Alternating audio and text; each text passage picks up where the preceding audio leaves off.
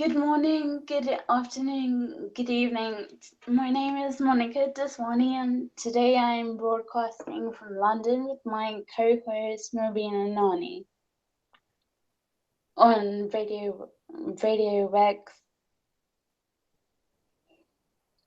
Hi Marina, are you there? Good morning, good afternoon, good evening, wherever you are in the world. Welcome to Radio Works World. We are all invited to Monica's first show. So I feel very welcome, and I'm sure you, the listeners, you have a lot to learn and a lot to take with you after Monica is going to share her own life, her own experiences, what brought her where she is right now. She's a very successful young lady, and she got a story to share with us. Over to you, Monica. Thank you so much for having me on the show, Marina. So I'm a coach, but I mostly coach coaches, and I have a background in psychology and biology, and I've been trained by people who coach the top 1% of world leaders, and I'm also an NLP practitioner. But I haven't. This sounds really great, and I've been really successful, but just 5 years ago, it wasn't like that. And 5 years ago, my aspiration, my dream was to become a doctor, and I was studying in university. And one day, I was coming home from university, and that day my life just shattered in bits, and I couldn't become a doctor anymore. And the reason that happened was I was coming home from university, and I had called my mom 20 minutes beforehand, and I said to my mom, please can you make dinner, blah blah blah. I got off the bus, and I was crossing the road, and I'm really conscientious when I cross roads. But what happened was I crossed the road, but I woke up in the hospital in the scanner, and the police had told me that a guy was speeding and he had crashed into me, and I had landed on his windscreen, and I woke up in so much pain and so much agony, and since then I've had walking difficulties, and I had to give up my whole career path of becoming a doctor, and so I thought I would study psychology. And what I found when I was studying psychology is that the environment wasn't as positive. My passion has always been helping people, and I prefer to work in a positive environment and get results for people. So that's what happened to me.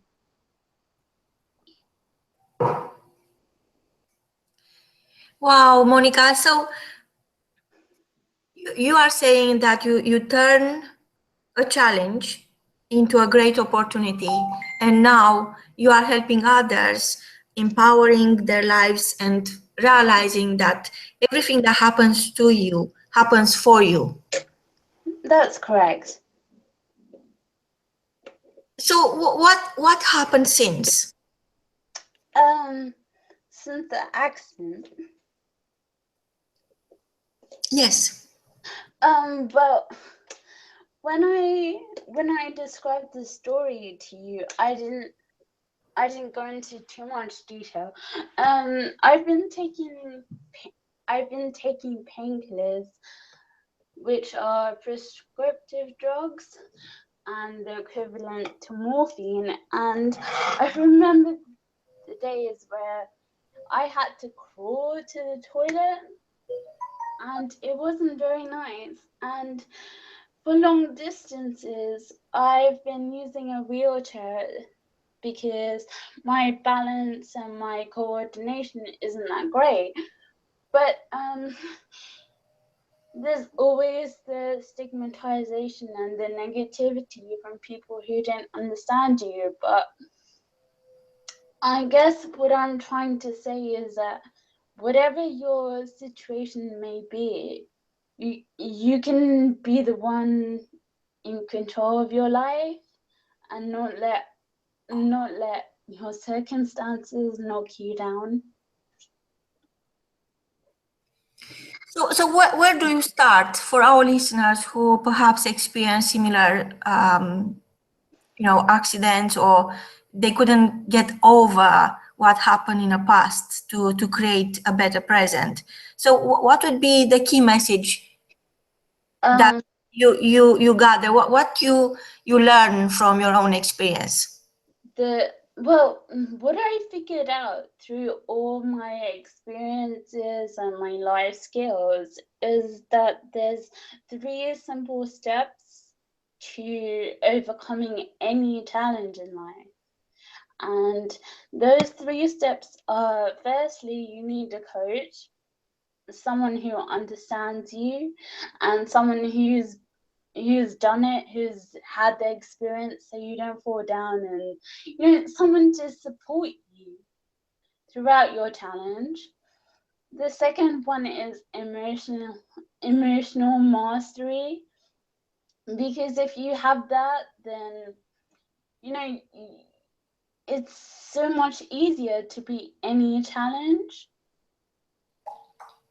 And finally, the last point is the environment you're in. If you surround yourself in a positive environment, then overcoming anything in your life becomes so much easier.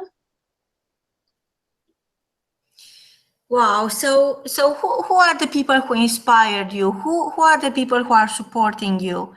And who are the people you want to support? So I'm inspired by so many mentors and coaches, and I have them on my team, and they don't actually like to be publicly mentioned. But for me personally, who I would like to support, my target market is coaches themselves. But I do have a platform where I coach my coaches and I support them emotionally. So yeah. Wow. So teaching the teachers and giving them the motivation to go ahead and deliver their message and deliver their content to the people who need them. So what do you think is the biggest challenge for a coach in today's modern society to deliver quality content? Um, what I find is to be a coach, whether it's in business or life coaching or just anything, because nowadays there's so many coaches, and I'm not devaluing anyone. I'm just saying that it's really hard to be your own coach, so you always need someone to have an eye on you, to spot your weaknesses, your blind spots. And what I notice a lot, where coaches are coaching, but they don't actually have a coach themselves, they're practicing. They don't practice what they preach. Wow. That's very interesting. And you are also the ambassador of your mission. Could you please tell us more about the? Okay, so Yo-Yo Mission was founded by my good friend Eric Ho, and it's an orphanage in Kenya to 343 beautiful kids, and we support them and we clothe them and we educate them, and yeah, it's just a charity really close to my heart. Wow, Monica. And if you had a magic wand, what would you touch first? What would I touch first? I think I would touch people's hearts, but for that I don't need a magic wand. Because you are the magic wand, Monica.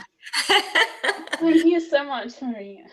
So I just wonder, what is exciting and is happening in your life right now and you love to share with our listeners? So right now, I've just, about a month ago, I don't know if your audience have seen my pictures, but I did a 1,007-degree fire walk, and the next day I also did a glass walk, which is a pretty big accomplishment for me because I already have walking difficulties and speaking in public wasn't something that I planned to do.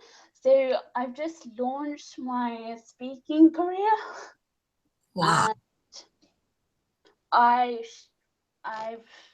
shared my first stage with Eric Ho last month.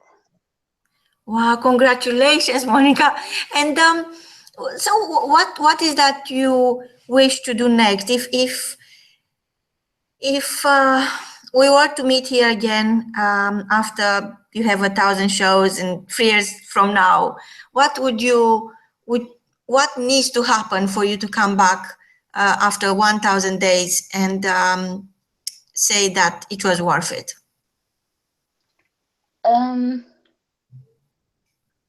Are you asking me what my plans are for the Yes. next? What is your wish? What is your wildest wish that you want to happen in your life? Well, one of my goals, I've set up a platform for coaches and speakers, and there are some people are already on there. I guess I want to help as many people as possible because it's in my nature to do so, and I've always had that caring attitude, and I did want to be a doctor, but now I guess I help people on a daily basis, but in a different way. Wow. Monica, certainly you are very unique and you have a big heart. And I wish more of us will learn from you. Where could our listeners connect with you? Well, they could follow me on Facebook, which is Monica Das, MONIKADAS, or if they would like to book me or one of my coaches, or when I say one of my coaches, they're coaches who are trained by me, but they're also experts in their own field. They can go on to coachingforchampions.com. Wow. From both of us, until next time, be a champion, think like a champion, connect with Monica, and we can't wait to hear your story. From both of us, until next time, is goodbye. Thank you so much, Marina. Have a lovely day. Thank you. Bye.